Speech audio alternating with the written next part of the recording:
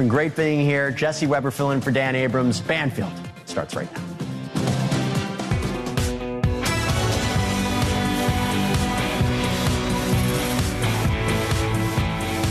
Hi, everybody. Got some breaking news for you tonight, and it is big.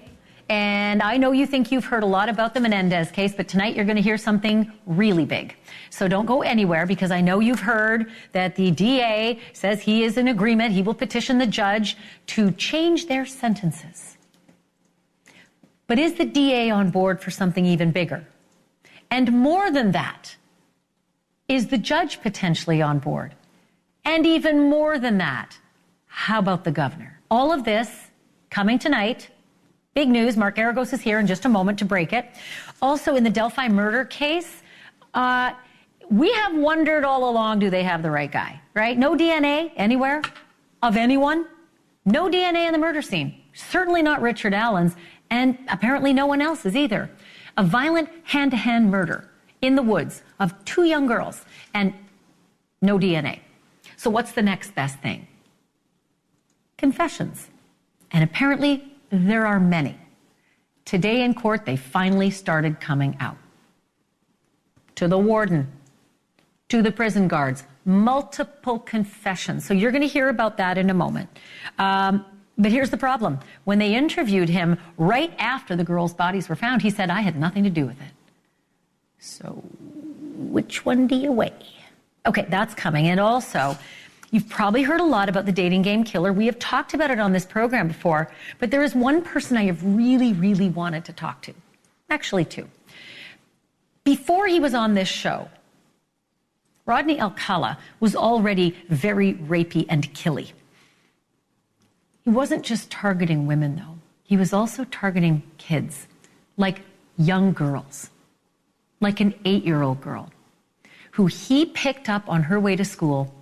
And he raped her and nearly killed her, but for being interrupted by a cop who broke down the door. Saw Rodney covered in blood, ran out the back door. And that little girl, 8 years old, naked and bleeding in a pool of her blood with an iron bar across her neck. It's really quite amazing they weren't able to put him away for that. But her parents didn't want her in court. They didn't want her to go through this. She was 8. She was in a coma for over a month. Even though there was a good Samaritan who saw him take her off the street, even though there was a cop who broke down the door, they couldn't get him for life. They couldn't put him away for life. How do you suppose that 8-year-old girl feels today? She is on this program tonight, and she is going to tell you about that experience, about everything that happened afterwards, and about what she did decades later to make sure he was put away forever. Not only that, the guy who did it, the guy who put him away forever, he's here too. And the 2 of them have not spoken for over a decade, and they will meet on this program tonight in just a moment. So don't go anywhere. But we do start tonight with this breaking news on the Menendez front. The brothers' long road to release from California. It certainly got a lot less bumpy in the last few weeks.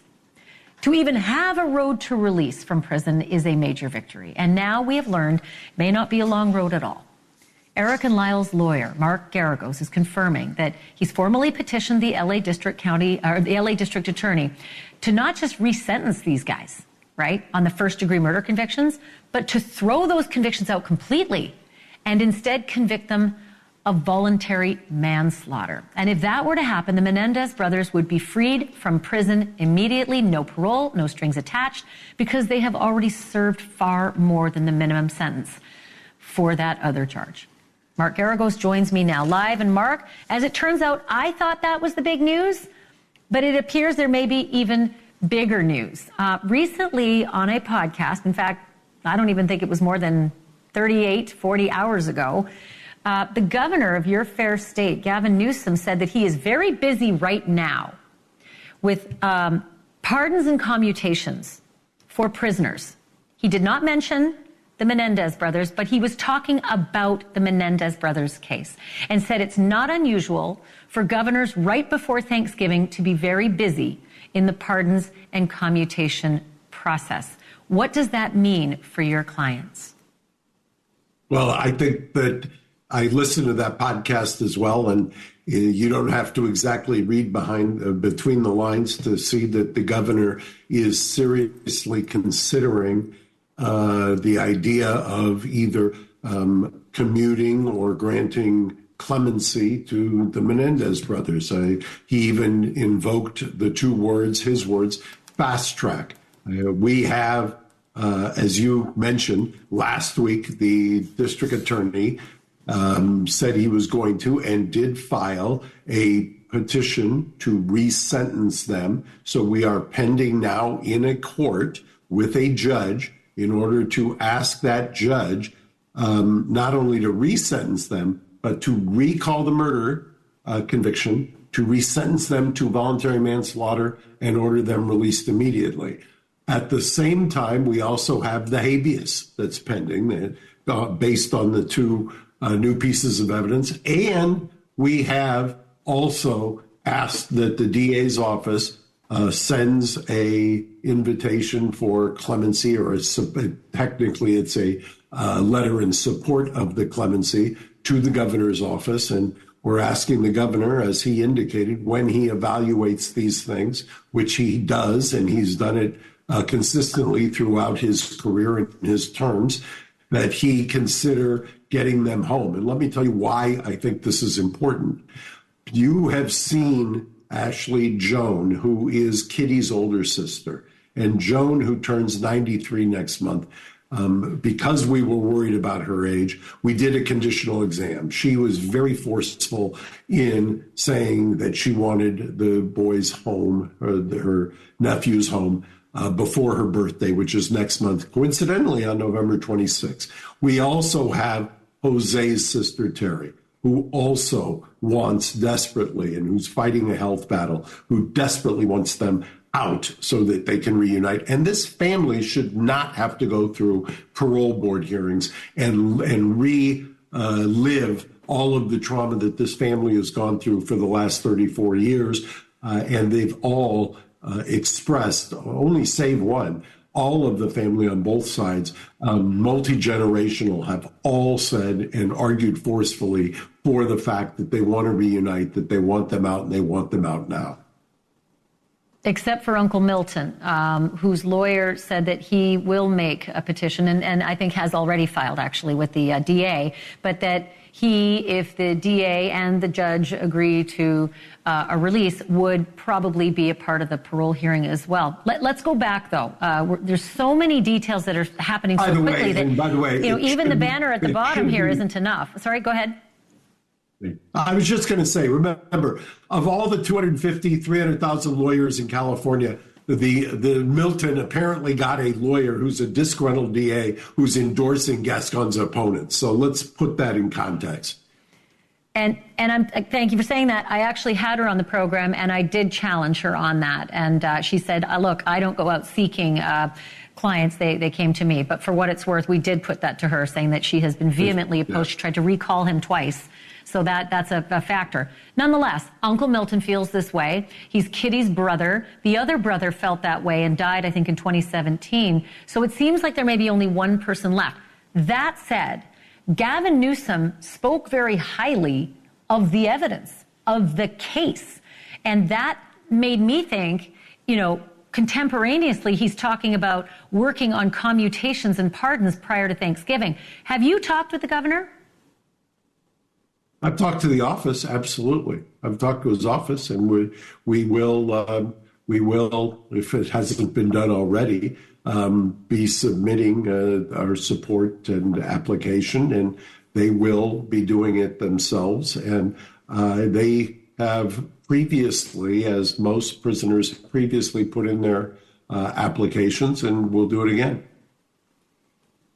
So help me out, because most people don't get into the weeds of filings, but putting this petition forward for clemency, you're in the process of doing that. You have already done it. You called to ask, will you accept it? Where are you with the governor's office asking for clemency? And if he agrees, say prior to Thanksgiving, is it literally just a signature and they're out the next day?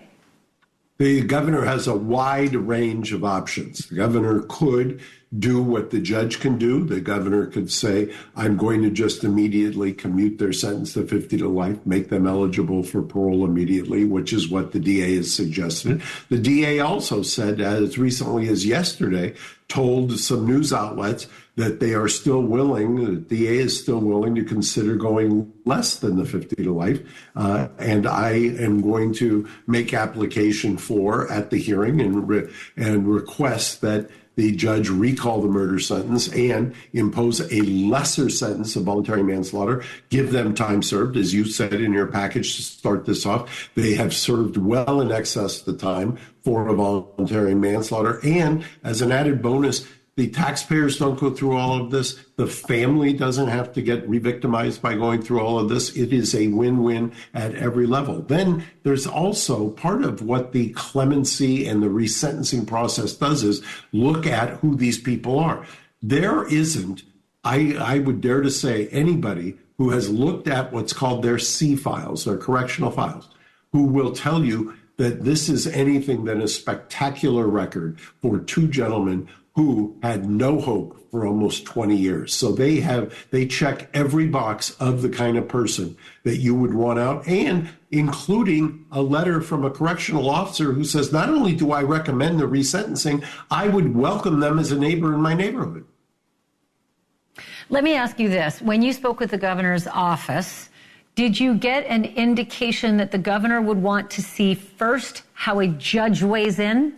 Or might the governor circumvent that whole process that we've been reporting on for the last 2 weeks? And that is the DA agreeing to take this resentencing request to a judge, to resentence to, 50 to life, with the age recommendation being at 26 years old. If you're the offender, you can get out. They would get out now. Did they indicate in the governor's office that he would wait for the judge, or did they indicate that it wouldn't matter what the judge in that case said? No, I think that I did.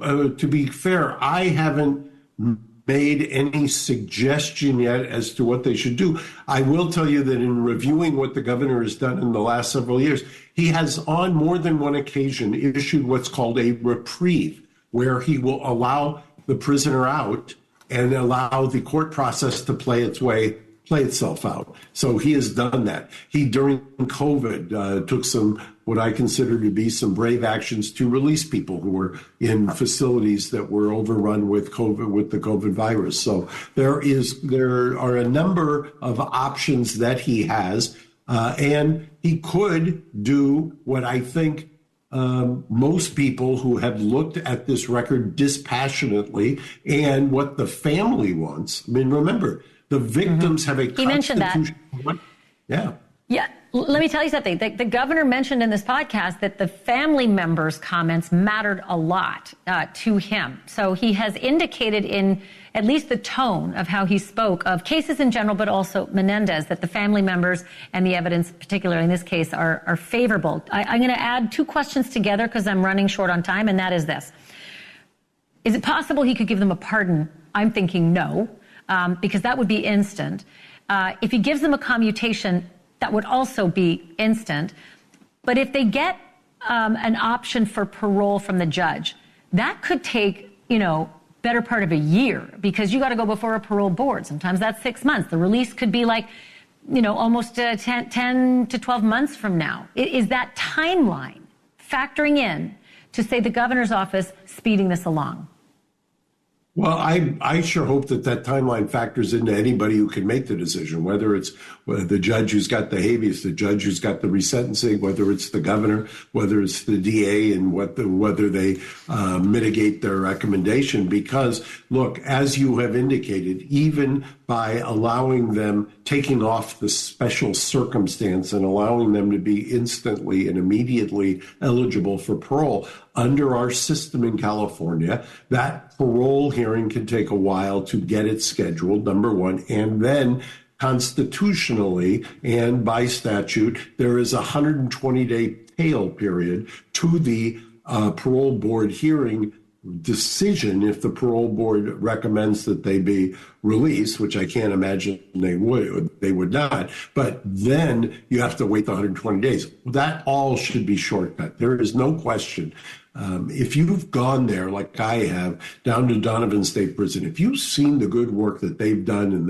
that warden has done down there, and what they've done in Garvey and Cortez and all of the other correctional officers, what they've done, they've created an environment that is truly spectacular. I watched the UC Irvine graduation, the first class that Lyle was part of that matriculated under their BA program. I saw the green space mural that they created that Eric basically painted along with a couple of other inmates. I saw the guide dog program that has been so wildly successful down there. They're doing unbelievable work for two guys who for 20 years had zero hope of ever getting out. They could have taken the other path, which unfortunately some of my clients do, but they decided to take a path where they gave back, where they mentored, and where they've done work and affected people in positive ways. So they are prime candidates for, I believe, immediate release. Still a polarizing case, depending on who you ask. But I'm on speed dial, Mark Garagos, so if you get that phone call or if you get a development from the governor's office, call me. You've never been shy about texting or calling. No, that's true, right up until about 4 minutes before air. Mark, thank you for this. I appreciate it. You got it, Ashleigh. Thank you. All right, so Mark Garagos making some really big news tonight that Governor Newsom's office has been contacted. He has expressed interest in this case. He has spoken positively and is saying that he is working on pardons and commutations as we speak. Not unusual for governors, as he is quick to say as well, at this time of year before Thanksgiving, to be looking and going over dozens and dozens and dozens of cases, pardons and commutations wise, but that is a whole other level to this case. So, still to come. It may have been shocking to hear that there was no DNA at the murder scene of those two young girls in Delphi, Indiana, but today may have made up for that. Because one thing prosecutors do have on Richard Allen is a confession. In fact, lots of confessions. So why are those confessions still a problem for their case? That's next.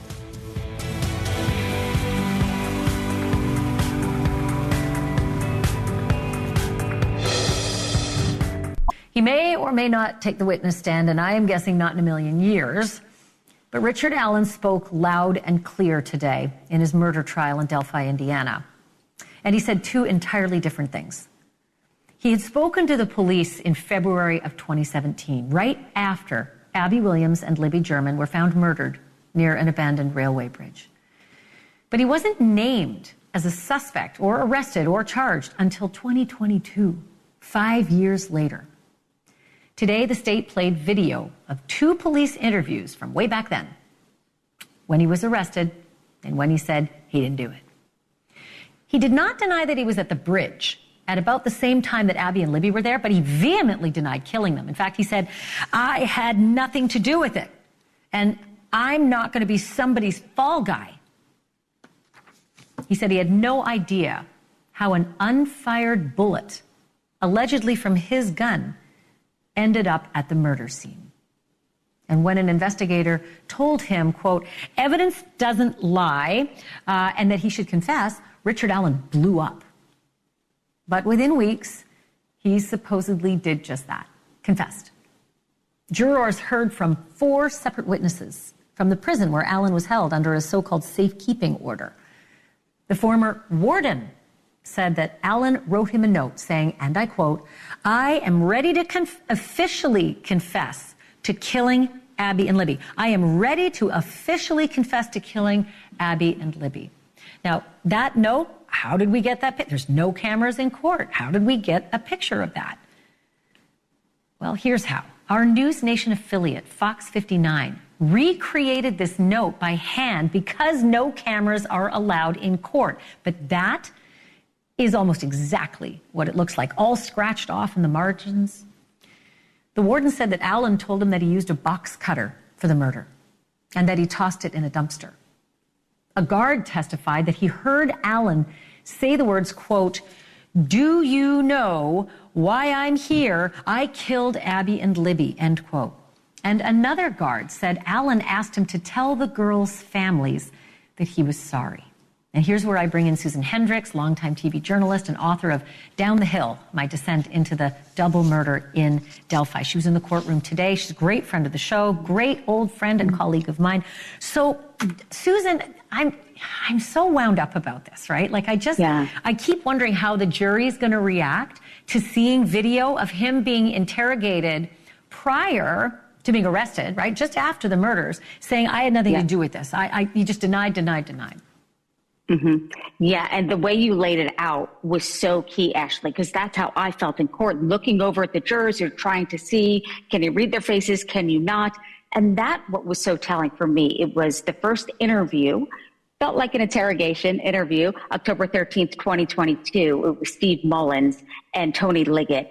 And that's when I first heard Richard Allen's voice, because I haven't heard it in court. I see him. I've been in front of him now for 12 days, not a peep. But finally, I saw him before. The defense is explaining the way, saying he's not the same person that he was. But it felt like, Ashleigh, a completely different person when I heard him October 13th, 2022, talk about his cars, talk about kind of what he did for a living. He worked at Walmart before CVS. And it was shocking to me how different he was than the guy I've been looking at.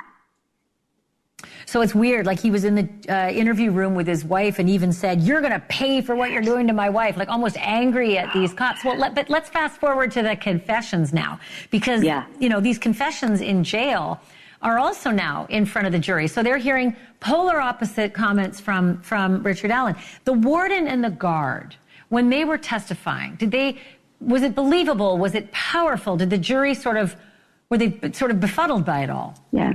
The warden, I will say, is an excellent witness. I mean, he's back and forth. You could tell he's done this. Nothing really rattles him. And defense attorney Rosie was going head to head with him and saying, you were fired there, weren't you? I object. So he's no longer there. Why, we wonder. I object. But he was at a maximum security prison, Ashleigh. Of course, not found guilty of anything at this point. He should be in a jail. Carroll County said, we can't hold him right now. It's too dangerous. At a hearing that I was at the end of July, he was transferred to Cass County. That's the first time I saw him smile. And so the defense is saying, look, they were horrific conditions. He was under suicide watch. But as you said, it was one person that was supposed to watch him that worked at the prison, and testimony after testimony after testimony. The guard said, like, one of them said, what more do I have to do? I killed Abby and Libby. Another one said, I'm not crazy. I'm just acting crazy. And they took down logs. Another one, dear Lord, forgive me for molesting Abby, Libby, and Chris. And that was it. But guard after guard, and the defense, of course, went after them saying he doesn't have a bed. He's in solitary. It's not right. His mental state is obviously affected. So there's a back and forth. What's shocking to me, though, was seeing him October 2022, before the arrest, and his wife came in, and his wife said to him, was crying, you never told me you were at the bridge that day. He said he went to the trails, not the bridge. The back and forth was fascinating. Wow. And 13 months he was on suicide watch. So that could be something they could bring up, the defense, to say. Absolutely. It would affect anyone's mental health. Susan Hendricks, you're doing such a great job of getting us up to speed on this every day. Thank you so much. Thanks, Ashleigh. So appreciated. Again, plug for her book, Down the Hill, My Descent into the Double Murder in Delphi. Nobody knows more about it than Susan. Okay, so years before Rodney Alcala was the dating game killer, with as many as 130 possible victims, he was a cutthroat predator with a taste for little girls. One of those girls was Tali Shapiro, just 8 years old. Alcala snatched her off the street, raped her, and very nearly killed her. Tali's parents decided to spare her the trauma of a trial, but more than 40 years later, she helped put her attacker on death row. And now, more than 50 years later, she's joining me live, along with the prosecutor who gotten the death sentence. Their reunion in a moment. Even if you've never heard the names Tali Shapiro or Rodney Alcala, they are the reason you probably don't or didn't let your children or preteens walk to school by themselves. Alcala's name may ring a bell, and if you're a regular viewer of this show, you know him by his nickname, the dating game killer. But years before his first known murder, Alcala was already prowling the streets of LA and brutalizing young girls. And when I say young, I mean really young. Tali Shapiro was just 8. 8. When Alcala leaned out the window of his van on Sunset Boulevard and asked her if she wanted a ride. It was an early morning in 1968. She was headed to school. At first she said no, but the man said he knew Tali's parents, so she got in. And that's all her fragile 8-year-old mind would let her remember when she woke up from a coma 1 month later. She had no idea at that time that Alcala had driven her to his apartment, raped her, again she's 8, and then beaten her with a steel bar to within an inch of her life. She's 8. She also didn't know that she owed her life to 2 brave souls. A passerby who saw Alcala do this. He saw him drive that child away, and he knew something was wrong, so he called the police. And then the police. There was a cop who kicked down Alcala's door when Alcala wouldn't answer. And he found Rodney naked, covered in blood. He also found Tali bleeding and unconscious and naked on the floor. And while that cop was saving her life, Alcala got away through the back door. And he wasn't caught and prosecuted for 3 more years until 1971. Tali's parents, in an effort to protect their little girl, wouldn't let her testify. And the attacker instead was offered a plea deal. In less than 3 years, Rodney Alcala was back out on the streets. Catch and release actually became quite a pattern with Rodney, but he refused to lie low for some reason. In 1978, 10 years after doing what he did to Tali Shapiro, and also whilst in the middle of a 2-year murder spree, he was a contestant, a winning contestant on the dating game.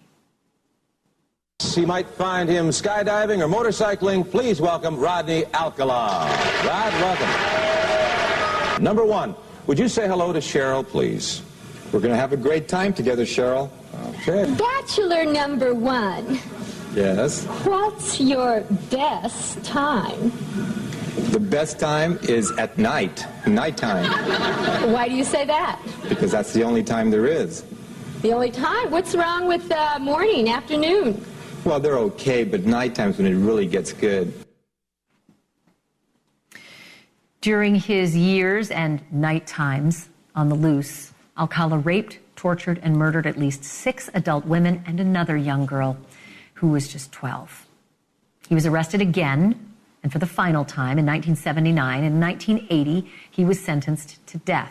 But then came, the series of appeals and reversals and retrials until 2003, when the case landed on the desk of a dogged young prosecutor in California named Matt Murphy. It was Murphy's investigation of jewelry that was found in Alcala's storage locker that turned up trace DNA confirming that Alcala really was the serial killer that police thought he was. In 2010, Matt Murphy tried Alcala for the 3rd and final time and convicted him of 5 counts of first-degree murder. In the penalty phase, Murphy brought in a surprise witness. 42 years after a near-fatal attack of an 8-year-old girl, a very grown-up woman showed up, Tali Shapiro. And Tali took the stand, and she helped to secure a death sentence for Rodney Alcala. But ultimately, he escaped that penalty by dying of natural causes in prison at the age of 77 just a few years ago in 2021. Tali Shapiro and that dogged homicide prosecutor, Matt Murphy, have not spoken since that fateful day in court 14 years ago.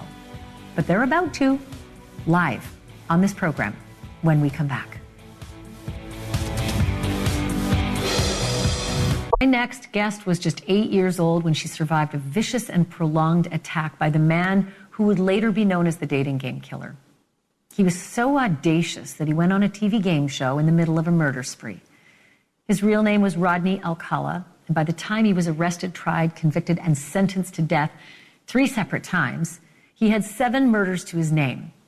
But the investigators believe the true number is many, many times higher, like over 100. One of his first known victims was that little survivor, 8-year-old Tali Shapiro, 56 years ago in 1968. And I'm pleased to welcome her to our program tonight, along with the man who sent Alcala to death row with Tali's help, former prosecutor Matt Murphy. And this is the first time that Tali and Matt have reunited since that court date 14 years ago. Welcome to the both of you, and thank you so much for being on. Tali, if I could begin with you, what do you remember from that terrible day so many years ago? Luckily for me, I don't remember much. So I vaguely remember not much. Somehow him approaching me, walking down the street, and me telling him, feeling very silly, saying I'm not supposed to talk to strangers, and him telling me that he knew my parents. And then somehow I got in the back seat, not the front seat. So, but it's all very vague, fortunately. Do you have a memory of how you felt in the back seat? Because I think he suggested he wanted to show you a poster at his home. Yes, once I got in the car, he asked me what time my school started. And of course, I was walking to school early because I was living at the Chateau Marmont since my house had a fire damage and we were living there. And I didn't have my regular school bus. And I was meant to take this public bus, which I didn't care for. So I would walk early.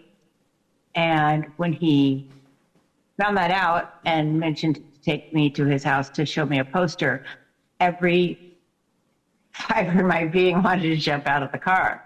But I didn't. And for some reason, I got in the back seat, not the front seat. So yeah, I was uncomfortable, but I believed in adults. I didn't know to fear adults. That's what children do. After that, it is believed that what happened next was he walked you into his home and then knocked you out potentially with that bar. Is that the fact pattern that at least you feel happened? That's what I believe. Yeah. Matt Murphy, first of all, thank you for the work that you've done all through your career and the great book that you've written. So there was this witness who saw this happen. He saw Tali get into Rodney's van and just knew something was wrong. But for that witness, Tali would likely not be with us tonight. Well, first of all, Tali, it's great to see you again. It's been a long time. You look great. Tali, just for your audience, and so you know, Ashleigh, Tali was a hero in this case because in the penalty phase, she absolutely drove nail after nail into his coffin and ended it for her. She was a fantastic witness and really got to speak for so many of the girls and women that didn't survive. So yeah, regarding Donald Hines, that was his name. He was a true hero, as was, and thank you for saying that, the police officer, Chris Camacho, who kicked down the door, and Tali was in a coma, I think Tali for 32 days, if I remember correctly, barely survived. And it was one of these things where a police officer, first of all, the witness didn't look right to him. He found a payphone because this was 1968, called it in, and the police officer, LAPD officer, this guy had been shot in Vietnam, joined the LAPD, was shot in the Watts riots, and it was his very first day back in work. He was like 23 years old, but he had all the wisdom that you could ever hope for. And it didn't seem right. I'll ask for a minute, during which he certainly would have finished the job and killed Tali. And instead, he ran out the back because Officer Camacho kicked in the door. Alcala then went to New York, where he picked up an assumed name named John Berger. He went to NYU Film School. He was already a graduate of UCLA Film School. He had a genius-level IQ. He had a family that loved him. And as we saw in those clips, he was a charming, handsome guy for the time. And they extradited him back to California. And incredibly, he got a deal, which wasn't necessary, in my opinion. And then the parole board released him. He had a life sentence. They released him in 34 months. And you're right, Ashleigh. He went on to kill about 100 people. And it's shocking. Maddening. It's inexcusable. Yeah. It doesn't matter how many years have passed. I'm livid, when I hear the fact pattern. And I actually want to. Yeah, go ahead. Well, I just wanted to bring Tali into that moment because A bystander saw Rodney pick you up. A police officer broke down a door and saw Rodney covered in blood and you naked and covered in blood and almost dead on the floor. And that wasn't enough. They needed an 8-year-old girl to take the stand in order to do better than get him in prison for 3 years. No, and of course they didn't. Not to jump on Tally here, but another thing, Ashleigh, is they found hundreds and hundreds and hundreds of photographs of other young boys, young girls, and women in vulnerable positions, various stages of duress, inside, in the woods, with Rodney Alcala. So legally, no, they didn't need her to testify, which is one of the things that is so maddening to me. It was a moment of prosecutorial shameful weakness, but still the BPT, the Board of Prison Terms, had a life sentence. And, this is something it's a cautionary tale because they released him. Yeah. He violated parole. They released him again. And then he was arrested for kidnapping and raping another young woman, a 15-year-old named Monique H. We use her last initial. And the sitting judge in that case reduced his bail, knowing and having to assume that kidnapping and rape was true too. And then he murdered a woman named Jill Parenteau, yep. Matt, let me jump in for a second because Tally, I want to get your thoughts. I mean, I know it's 5 decades. But I am fired up. I did not live your truth. I didn't live your experience. I didn't live any of the victims' experiences. I am so angry that a child, it rested on the shoulders of an 8-year-old rape victim, a child, in order to put this guy away for longer. I can't imagine what that feels like to you, knowing what he did to so many more people after your attack. Well, that's what disgusts me because, like, in this day and age with everything like YouTube and all we have now, but it's like, okay, you had a guardian angel, innocent bystander who was thinking to himself, I'm doing the most stupid thing in my whole life.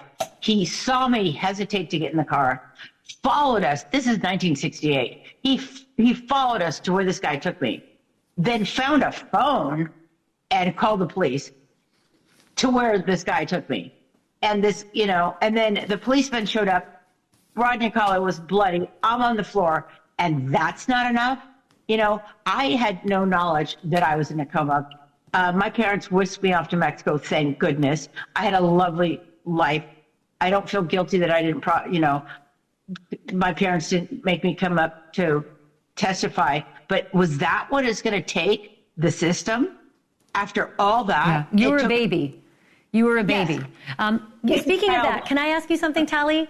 Given the fact that the system was so crappy back then, so shoddy, and just full of cowardice to go after this guy, you're now literally digitally standing beside Matt Murphy, who did the right thing and who got that guy put away with a death penalty. And here you are seeing him, 14 years later. How does that feel? Well, that feels wonderful because when he found me in 2010 and encouraged me to come testify and let me know how much my testimony was important. He said I'd be his rock star because I've heard from a lot of other lawyers and stuff, and that was like a poo-poo to do because I was such back from, so far back. But, Matt encouraged me that I was his rock star and I should come testify. And with all my heart, I was willing to do that because this is not, it's bad things happen to good people.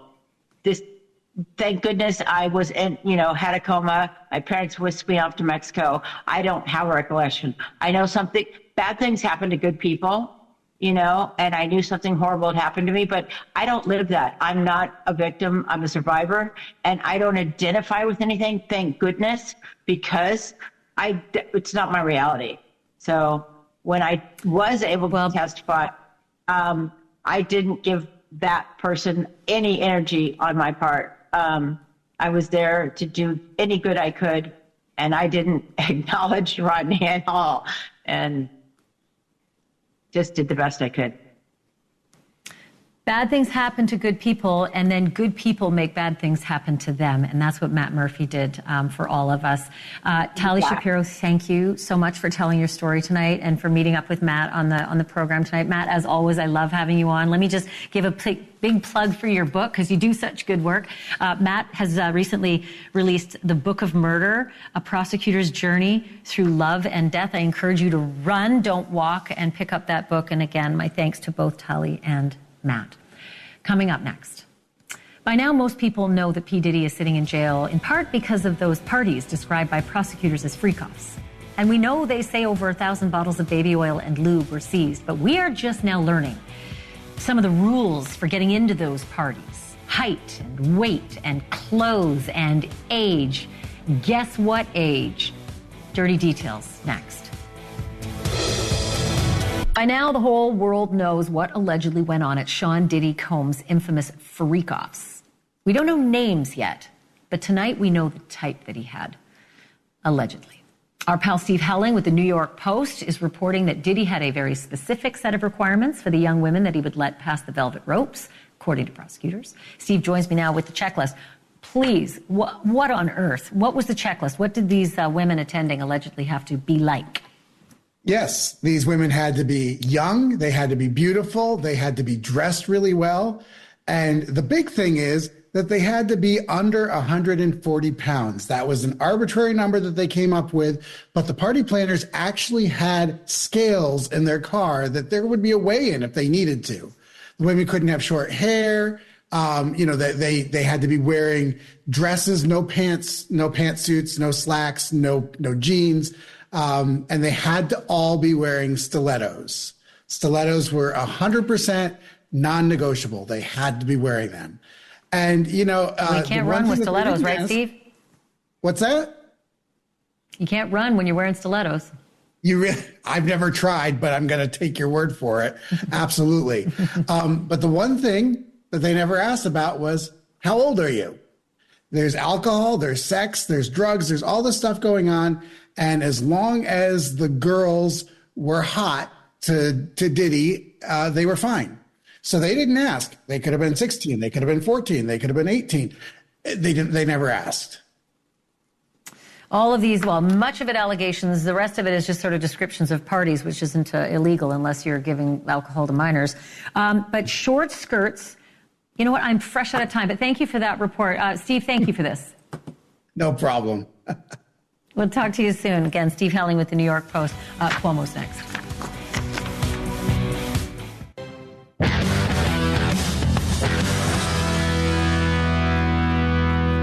Chris Cuomo here, and here at NewsNation, we welcome you. And I think we may have stumbled on a source of universal agreement, whether you're on the left, the right, or just plain reasonable. The campaign commercials cannot stop soon enough.